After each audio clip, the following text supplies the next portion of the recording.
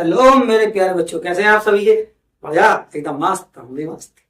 चलिए, फिर से स्वागत है आपके अपने YouTube चैनल एंड टू एंड साइंस 369 पर। ठीक है ना? आपको जैसा कि पता है, ये मैथ की क्लासेस चलती हैं और आपके मैथ को आगे बढ़ाने के लिए हम हर वक्त प्रयासरत हैं और जल्दी जल्दी आपकी वीडियो को डाला जा रहा है ताकि आपको जल्दी से कोर्स खत्म हो सके। ठीक है ना? लेकिन उसके लिए आपको जरूरत है कि दोबारा हर बार एक दो वीडियो एक बार देखिए तो उसको 2 बार देखें, 3 बार देखें। देखते रहें, देखते देखते आपको सवाल भी समझ में आ जाएंगे और करने में भी मजा आएगा। अगर 3 बार देखने के बाद, वीडियो को 3 बार देखने के बाद, ज्यादा लंबी तो है नहीं, खैर एक दो वीडियो हो जाती है, तो उसको 2 बार हिस्से में देख लें। लेकिन आप एक सवाल को देखें और उसको करें, तो इससे करने से क्या होगा, आपको बहुत जल्दी समझ में आएगा। लेकिन मेरी बात ध्यान रखनी है आपको, एक सवाल को या एक वीडियो को 3 बार देखिएगा, फिर कॉपी किताब सामने रखने के बाद खुद करके देखिएगा। आपको मैं दावा करता हूं कि आपको दिमाग से कभी स्लिप ही नहीं होगा और बाकी बहुत अच्छा समझ में आएगा। चलिए बच्चों, तो आज चलता है 2.2। ठीक है ना?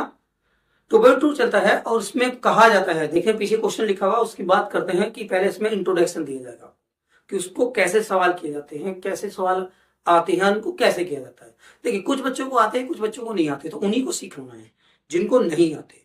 और जिनको आते हैं, अब मैं उन्हें सिखाऊंगा तो और ज्यादा अच्छा लगेगा। ठीक है ना? तो करते करते आप इसी बात को आगे बढ़ाते हैं और चलते हैं अपने सवाल की तरफ। चलिए बेटो, तो अभ्यास नंबर 2.2 है और ये इसका पहला सवाल है। ये कह रहा है निम्नलिखित द्विघात बहुपदों के शून्यांक ज्ञात कीजिए। निम्नलिखित, मैंने सवाल अभी नहीं लिखा है ताकि सवाल आपको बाद में समझाए, पहले मुझे चाहिए परिचय, इंट्रोडक्शन के लिए। तो इसको बताने के लिए मुझे खाली बोर्ड चाहिए था, इसलिए मैंने अभी सवाल नहीं लिखा है। सवाल अभी करेंगे, पहले हम समझ जाए। बहुपदों के शून्यांक ज्ञात कीजिए। ये शून्यांक क्या होता है? यानी जिसका मान 0 हो, कोई भी मान 0 हो जाए किसका, वही 0 को हम क्या बोलते हैं? शून्यांक। मतलब लाइक दैट, अगर मैंने x की घात 2 प्लस 3x प्लस के 4 लिखा है, इसको हम किसी भी तरीके से हल करके कितना लाए, इसका मान बराबर में कितना लाए? 0। तो यही आपका क्या होता है? शून्यांक होता है।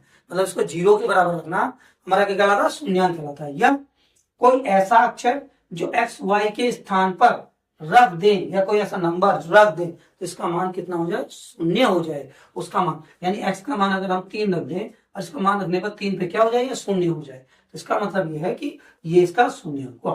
ठीक है ना? समझ में आई कुछ बात? चलिए और सीधे अभी बताएंगे थोड़ा सा।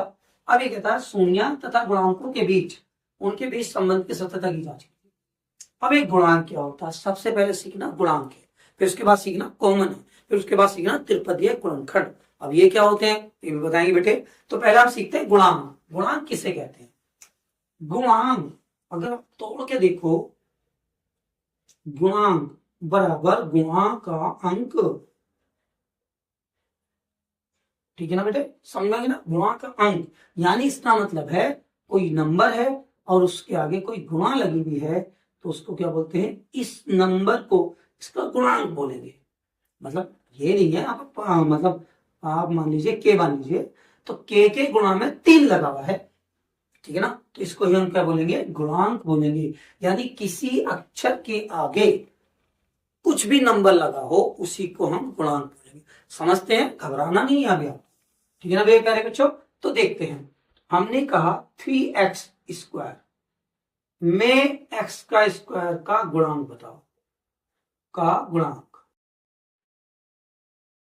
तो बेटे जब देखा इसका पूछा, देखो x स्क्वायर का गुणांक, तो x स्क्वायर के आगे जो नंबर होगा वही उसका क्या होगा? गुणांक होगा। तो देखो यहां पर देखते हैं x स्क्वायर के आगे क्या? 3।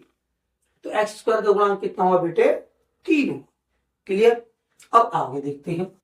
अभी और देखिए 5 के एल में, के एल का गुणांक बताओ बराबर के। तो के एल के आगे क्या लगा हुआ है? 5। तो बेटे ये 5 इसका गुणांक है। क्लियर? चलिए आगे देखते हैं और देख लेते हैं, घबराना नहीं। 3/2 टी स्क्वायर प्लस टी में टी स्क्वायर का गुणांक बताओ। ठीक है ना बेटे? तो इसका मतलब देखिए यहां तक सवाल दिया गया है इसमें, ये 3/2 टी स्क्वायर प्लस टी। देखो ये क्या कह रहा है? टी स्क्वायर, जहां पर टी की घात 2 हो तो उसका गुणांक बताना, ना कि टी का। तो हम इसको नहीं देखेंगे, किसको देखेंगे? टी की घात 2 को। टी की घात 2 के आगे क्या लगा हुआ? 3/2। तो बेटे इसका गुणांक क्या होगा आपका? 3/2 हो गया। तो आंसर आ गया, आंसर आ गया, आंसर आ गया। क्लियर, बात समझ में आती है। अब मैं क्वेश्चन डिफिकल्ट लेते हैं, अब समझ में आएगा आपको। चलिए मैं यहां लिख देता हूं 4x3 प्लस 5x² -4k में वो दो अक्षरों की कहता है कि x² का गुणांक बताइए और बेटे k का गुणांक बताइए।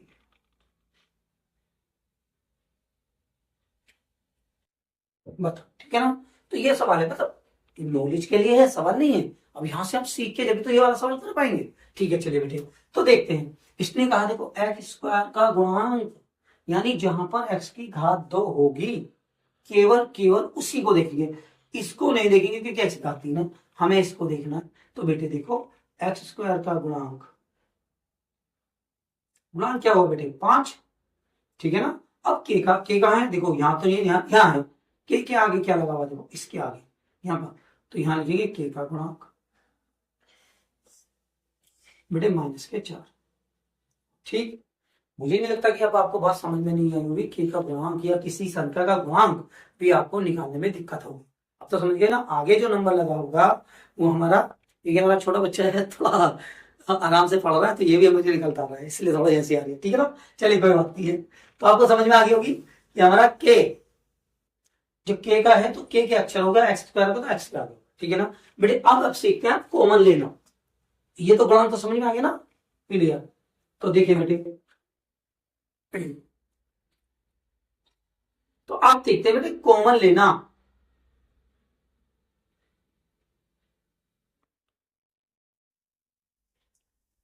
कॉमन लेना सीखते हैं। कॉमन लेना क्या होता है, कॉमन क्या होता है, कॉमन ये होता है जो दोनों में हो, यानी इधर भी हो और इधर भी हो, उस अक्षर को हम बाहर निकाल लें तो उसको कहते हैं कॉमन लेना, ठीक है ना। यानी अगर कहें दो संख्या के गुणनफलों में से जो जो आती रहे, यानी एचसीएफ को आप कॉमन लेना कह सकते हैं, सीधी बात है। एचसीएफ जो जो नंबर होगा उसे बाहर निकाल ले तो उसको हम कॉमन लेना कहते हैं। तो सीखते हैं बेटे इसको।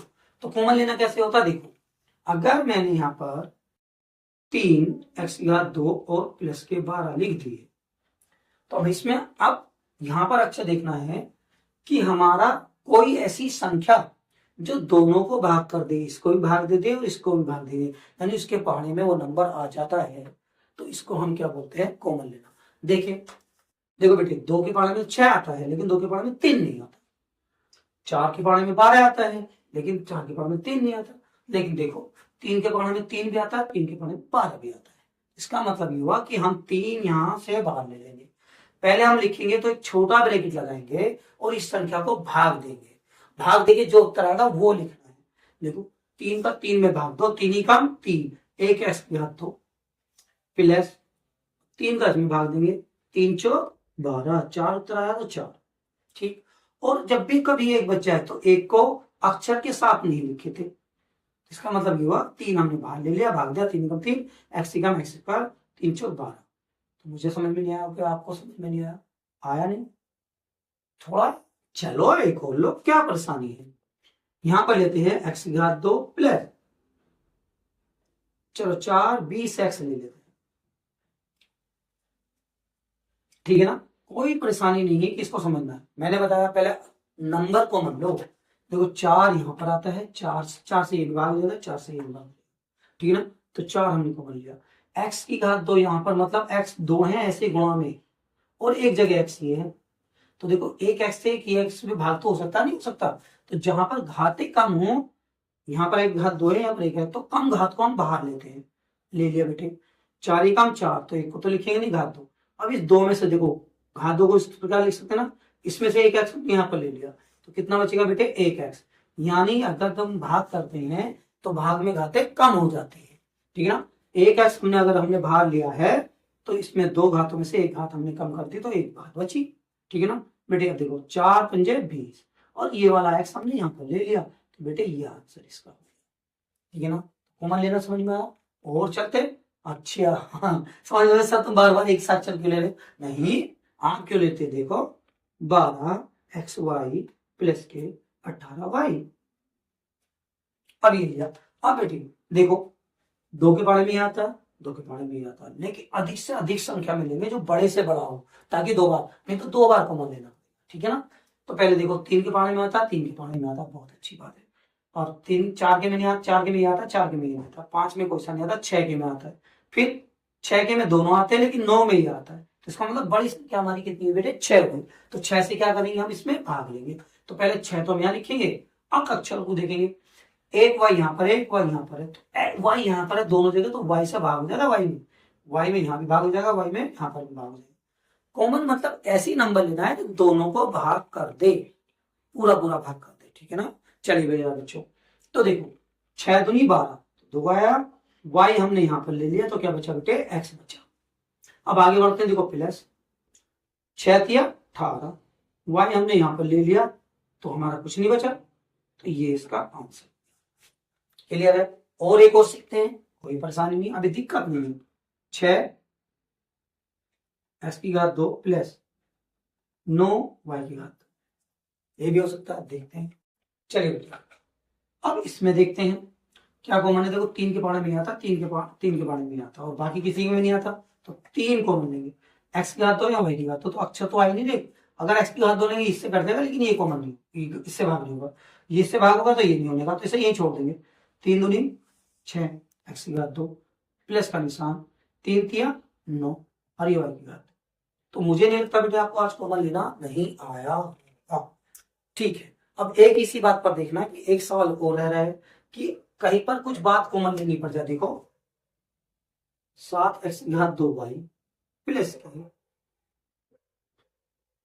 15 एक्स वाई, ये 15 जेड 15 लिख दो बेटे। अब देखो इनमें कॉमन लेने लगे, पहली बात तो इनमें कॉमन कोई होगा ही नहीं। देखो 7 से कटेगा, 15 3 से भी कट जाएगा, और से भी कट जाएगा, लेकिन 7 नहीं कट पाएगा, तो यहाँ पर कोई कॉमन नहीं होता। अगर फिर भी हमें इसमें कॉमन लेना पड़े, बेटे एक बाहर लिख देते हैं, बाकी सब ऐसे का ऐसे लिख देते हैं, और एक को बाहर लेने का मतलब कुछ नहीं होता। तो इसका मतलब यहाँ पर ये हुआ कि जहां पर कोई भी नंबर आपको कॉमन ना दिखाई दे, तो वहां पर क्या मानेंगे, आपका 1 मानेंगे। तो मुझे नहीं पता कि आपको समझ में क्यों नहीं आया, लेकिन समझ में आया है कि इसे वीडियो को दोबारा देखें, ठीक है ना प्यारे बच्चों। चलिए तो अब हम सवाल पर चलते हैं, सवाल में सारी बातें यही होंगी, समझ में आ गया, गुणांक होगा, ये होगा, वो होगा, ठीक है ना। चलिए तो चलते हैं अपने सवाल पर।